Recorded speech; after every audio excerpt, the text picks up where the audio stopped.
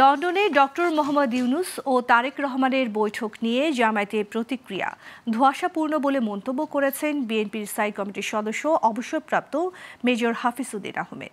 জামায়াতের চাওয়া অনুযায়ী ফেব্রুয়ারিতে ভোটের সময় অনেকটা নির্ধারিত হলেও সুষ্ঠু নির্বাচন নিয়ে তাদের আশঙ্কা প্রকাশ বিএনপির বোধগম্য নয় বলেও জানান মেজর হাফিজ।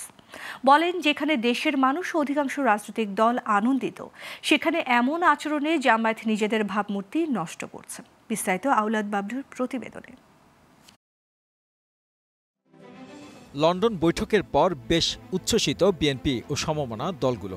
এখন তাদের দৃষ্টি জাতীয় নির্বাচনের দিকে।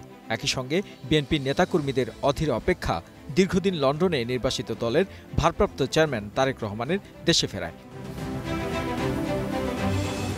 অন্যদিকে অনেকের মতে লন্ডন বৈঠকের পর কিছুটা মনক্ষুণ্ণ জামায়াত ইসলামী, জাতীয় নাগরিক পার্টি, এনসিপি সহ কয়েকটি দল।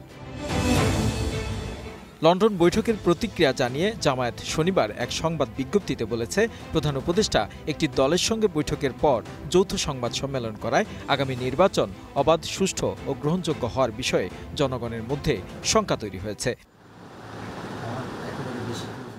এ নিয়ে রোববার কথা হয় বিএনপির এই শীর্ষ নেতার সাথে। তিনি জানান, দলটিকে বিএনপি সবসময় এবং এখনও সাপোর্ট করে আসছে। তাছাড়া জামাত নিজেই ফেব্রুয়ারিতে নির্বাচনের কথা বলেছিল, আর এখন কেন প্রেক্ষাপট বদলে এমন আচরণ করছে তা বোধগম্য নয়।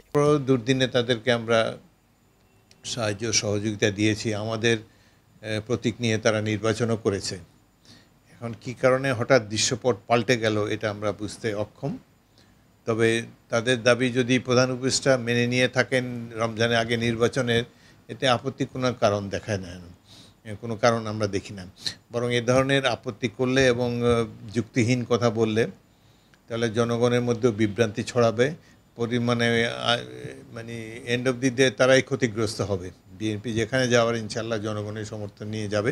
বর্তমান নির্বাচন কমিশনের উপর বিএনপির শতভাগ আস্থা রয়েছে উল্লেখ করে মেজর হাফিজ বলেন, অন্তর্বর্তী সরকার অনেক বুঝে শুনে তাদের নিয়োগ দিয়েছে, তাদের হাতেই সুষ্ঠু নির্বাচন হবে বলেও মনে করেন তিনি। এই নির্বাচন কমিশনের উপরে আমাদের আস্থা রয়েছে, এই অন্তর্বর্তীকালীন সরকারই তাদেরকে নিয়োগ দিয়েছে। আমরা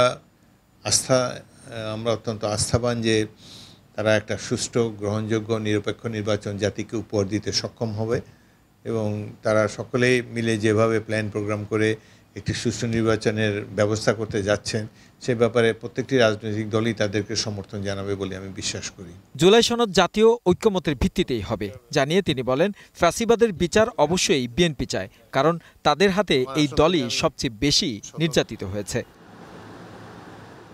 আওলাদ বাবলু, গ্লোবাল টেলিভিশন, ঢাকা।